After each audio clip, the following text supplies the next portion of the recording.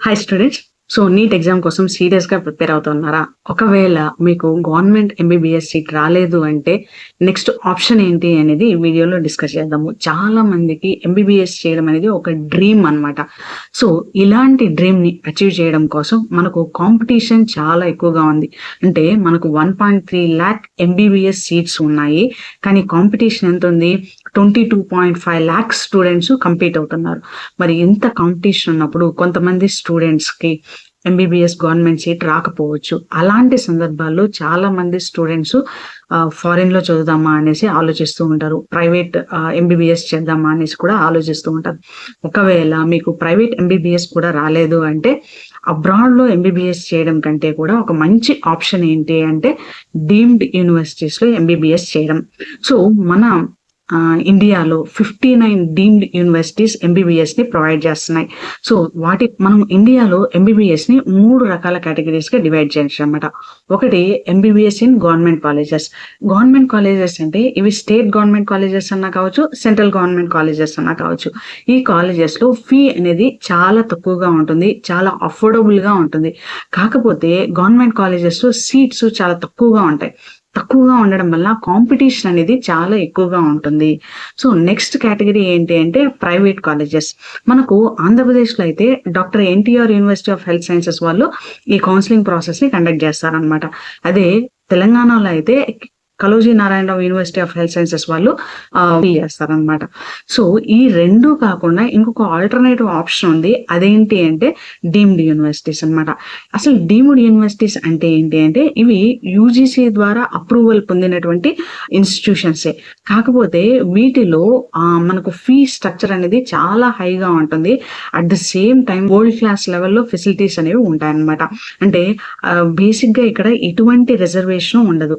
కాకపోతే ఈ ప్రాసెస్ అంతా డీమ్డ్ యూనివర్సిటీలో ఎంబీబీఎస్ సీట్ రావాలి అంటే ఆ ప్రాసెస్ అంతా కూడా ఎంసీసీ వాళ్ళు రిలీజ్ చేసేటువంటి ఒక ఫామ్ ని ఫిల్ చేయాలి. ఆ ఫిల్ చేసిన తర్వాత మొత్తం కౌన్సిలింగ్ ప్రాసెస్ అంతా ఎంసీసీ సూపర్విజన్ లో జరుగుతుంది అనమాట. కాబట్టి ఈ డీమ్డ్ యూనివర్సిటీస్ కూడా చాలా మంచి ఆప్షన్.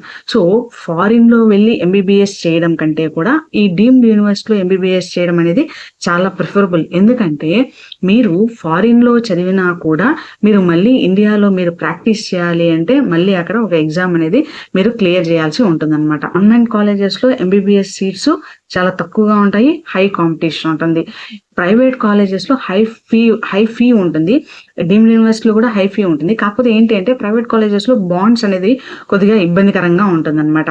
అండ్ మోస్ట్ ఇంపార్టెంట్ ఆంధ్రప్రదేశ్లో వాళ్ళు ఆంధ్రప్రదేశ్లో ఉండేటువంటి కాలేజెస్ లోనే చేయాలి. డొమిసైల్ రూల్ తెలంగాణ స్టేట్ వాళ్ళు తెలంగాణలోనే చేయాలి అనేటువంటి ఈ రూల్ వల్ల కూడా కాంపిటీషన్ అనేది ఇంకా హైగా పెరిగిపోతూ ఉంటుంది.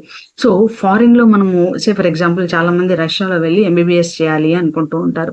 కాకపోతే రష్యాలో చాలా కాలేజెస్ లో అసలు పేషెంట్సే ఉండరనమాట. అక్కడ పేషెంట్స్ ఉన్నా కూడా అక్కడ ప్రాక్టీస్ అనేది చాలా డిఫరెంట్ గా ఉంటుంది. ప్లస్ ఆ వెదర్ కండిషన్స్ ని తట్టుకోవడం కూడా చాలా కష్టము. దానికంటే కూడా మంచి బెటర్ ఆప్షన్ ఏంటి అంటే డీమ్డ్ యూనివర్సిటీస్ ని మీరు చూస్ చేసుకోవచ్చు. ఇది కూడా మెరిట్ బేస్డ్ గానే జరుగుతుంది. రిజర్వేషన్ అనేది ఏమీ కూడా ఉండదన్నమాట. సో ఈ డీమ్డ్ యూనివర్సిటీస్ మనకు ఇండియాలో 59 యూనివర్సిటీస్ అనేవి ఉన్నాయన్నమాట. దీంట్లో మనకు ఏ విధమైనటువంటి డొమిసైల్ రూల్ కానీ క్యాస్ట్ కేటగరైజేషన్ కానీ ఏమీ ఉండదు. మెరిట్ బేస్డ్ ప్రకారమే వీళ్ళు సీట్స్ ని అలాట్ చేస్తారనమాట. ఎంసీసీ వాళ్ళే కంప్లీట్ ప్రాసెస్ ని కండక్ట్ చేస్తారనమాట. సో మరి డీమ్డ్ యూనివర్సిటీలో ఎలా జరుగుతుంది అసలు కౌన్సిలింగ్ ప్రాసెస్ ఏంటి అంటే డీమ్డ్ యూనివర్సిటీలో 85% of the seats management quota seats ఉంటాయి. ఇక్కడ ఫీజ్ స్ట్రక్చర్ కూడా చాలా ఎక్కువగా ఉంటుందండి. మళ్ళీ చెప్తున్నాను. ఈ ఎగ్జామ్ వీళ్ళు కూడా ఖచ్చితంగా నీట్ ఎగ్జామ్ క్వాలిఫై అయి ఉండాలి. అంటే నీట్ ఎగ్జామ్ క్వాలిఫై అయిన వాళ్ళు మాత్రమే, క్వాలిఫికేషన్ మార్క్స్ క్లియర్ చేసిన వాళ్ళు మాత్రమే ఈ అప్లికేషన్ ఫామ్ అనేది ఫిల్ చేయొచ్చు అనమాట. సో రిమైనింగ్ 15% వచ్చేసి ఎన్ఆర్ఐ కోటా సీట్స్ ఉంటాయి. NRI quota seats for example మనకు ఆంధ్రప్రదేశ్లో తెలంగాణలో గల్ఫ్ లో సెటిల్ అయినటువంటి పీపుల్ ఎక్కువ మంది ఉంటారు. అలాంటి వాళ్ళకి ఈ ఎన్ఆర్ఐ సీట్స్ అనేవి చాలా హెల్ప్ఫుల్ గా ఉంటాయి. కొన్ని కాలేజెస్ లో ఫర్ ఎగ్జాంపుల్ హందాద్ ముస్లిం, ఇందులో మనకు ముస్లిం పీపుల్ కి సపరేట్ కేటగిరీ అంటే మైనారిటీ సీట్స్ అనేవి ఉంటాయి అనమాట. కేఎం షాలో మనకు జైన్ పీపుల్ కి సపరేట్ కేటగిరీగా మైనారిటీ సీట్స్ అనేవి ఉంటాయి అనమాట. ఇంకా వీటి ఎలిజిబిలిటీ క్రైటీరియా ఏంటి అని చూసినట్లయితే ఫస్ట్ ఎలిజిబిలిటీ క్రైటీరియా ఏంటి అంటే నీట్ టు క్వాలిఫై అవ్వాలి. లాస్ట్ ఇయర్ 2025లో 144 marks is the qualification general కేటగిరీకి.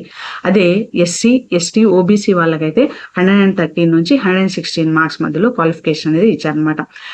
బైపీసీ స్టూడెంట్స్ ఇంటర్మీడియట్ లో 50% జనరల్ కేటగిరీ పీపుల్కి అయితే 50% ఇంటర్మీడియట్ స్కోర్ అనేది ఉండాలి. అదే ఓబీసీ ఎస్సీ ఎస్టీ వీళ్ళకైతే 40% అనేది ఉండాలి. పీడబ్ల్యూడి వాళ్ళకైతే 45% అనేది ఉండాలి. ఏజ్ December 31st, 2026కి 17 years కంప్లీట్ అవ్వాలన్నమాట.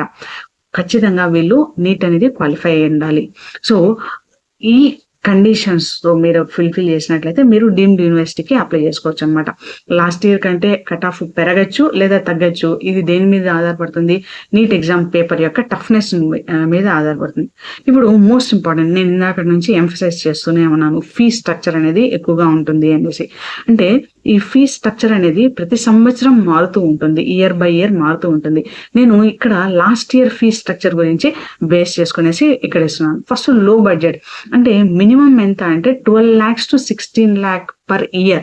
ఒక సంవత్సరానికి 12 లక్షల నుంచి 16 లక్షల మధ్యలో ఉండేటువంటి కాలేజెస్ చూసుకున్నట్లయితే అహ్మదాబాద్, ఢిల్లీ, ఇది ముస్లిం మైనారిటీస్ కూడా కోటా ఉంది ఇక్కడ, అది ఒక మంచిది. Next MGM Aurangabad, next Yenepoya Mangalore. ఈ 3 యూనివర్సిటీస్ కూడా తక్కువ అనమాట. తక్కువ అంటే ఎంత? 12 lakh per annum to 16 lakh per annum ఈ రేంజ్ లో ఉన్నాయన్నమాట. సో ఇక్కడ ఆంధ్రప్రదేశ్ తెలంగాణ వాళ్ళకైతే ఎన్నిపోయే మ్యాంగ్లూర్ అనేది కొద్దిగా ప్రిఫరబుల్ అనమాట. నెక్స్ట్ మిడ్ బడ్జెట్ అంటే ఇది లో బడ్జెట్. మిడ్ బడ్జెట్ బ్రాకెట్ లో ఉండేటువంటివి ఏంటి అంటే 18 lakhs నుంచి 25 lakh per year మనము పే చేయగలిగినట్లయితే ఇక్కడ మనకు జేఎస్ఎస్ మైసూర్ కానీ, కిమ్స్ భువనేశ్వర్ కానీ, వినాయక మిషన్స్ సేలమ్స్ కానీ, ఇవి మంచి క్వాలిటీ ఉండేటువంటి యూనివర్సిటీస్ అనమాట. ఇక్కడ ఎంబీబీఎస్ బాగుంటుంది. నెక్స్ట్ హై బ్రాకెట్ లో ఉండేటువంటి అంటే హైయర్ ఎండ్ చూసినట్లయితే 25 lakhs to 35 lakh per annum అనమాట. వీటిలో మనకు ఫెసిలిటీస్ అనేవి వరల్డ్ క్లాస్ ఫెసిలిటీస్ ఉంటాయి. శ్రీ రామచంద్ర ఈ కాలేజ్ చెన్నై ఉంటుంది. చాలా మంది ఆంధ్రప్రదేశ్ తెలంగాణ వాళ్ళు ఇక్కడ చదువుతూ ఉన్నారు. వీళ్ళ యొక్క పేషెంట్ అవుట్ఫ్లో అనేది చాలా బాగా ఉంటుంది. మంచి రెనౌండ్ కాలేజ్ అనమాట. ఎస్ఆర్ఎం చెన్నైలో కానీ, సవిత చెన్నైలో కానీ, కేఎంసి మణిపాల్ కానీ, డివై పాటిల్, ఇవన్నీ కూడా premium best colleges deemed university. At the same time వీళ్ళ యొక్క చార్జెస్ కూడా ఎక్కువగా ఉంటాయి. ఇది లాస్ట్ ఇయర్ ఫీ స్ట్రక్చరు, ఈ ఇయర్ మారవచ్చు అనమాట. So top colleges Andhra Pradesh Telangana students కి అంటే మన యొక్క కల్చర్ కానీ, మన క్లినికల్ ఎక్స్పోజర్ కానీ, పీజీ ఆపర్చునిటీస్ కానీ బాగా ఉండేటువంటి కాలేజెస్ ఏంటి, ప్రిఫరబుల్ లిస్ట్ ఏంటి అంటే ఫస్ట్ కేఎంసి మణిపాల్, ఇది కర్ణాటకలో ఉంది. ఇది one of the gold standard అని చెప్పొచ్చు అనమాట. ఇది హైదరాబాద్ కి 600 kilometers అవేలో ఉంది.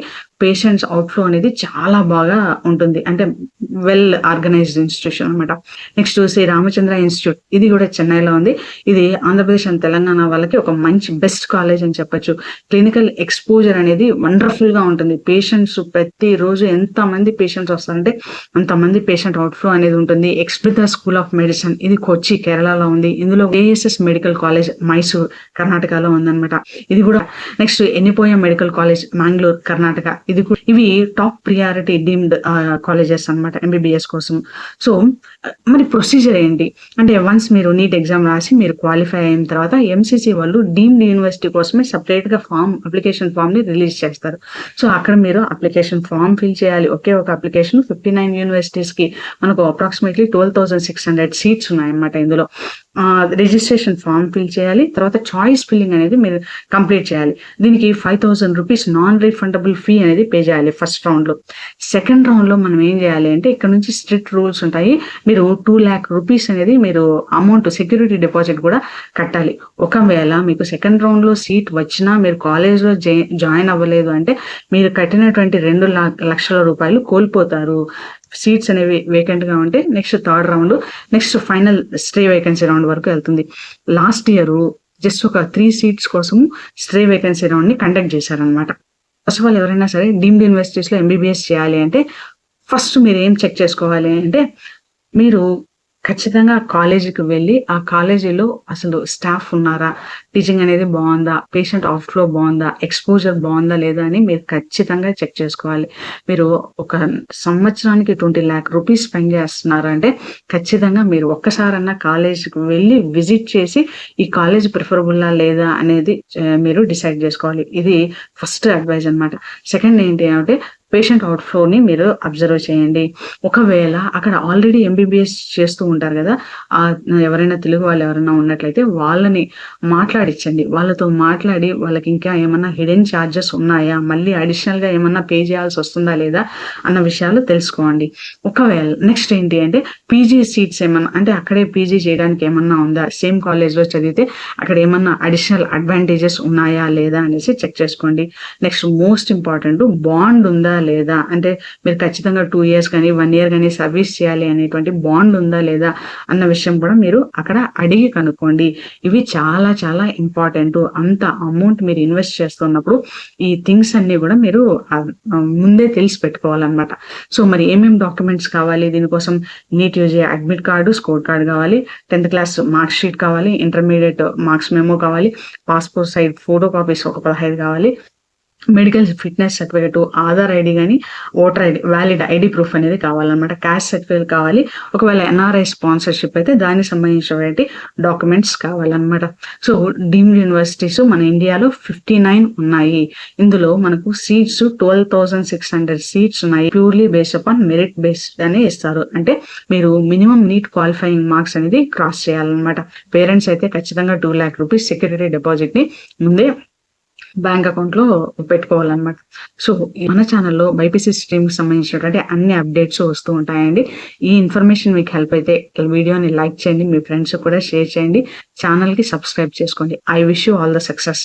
Thank you.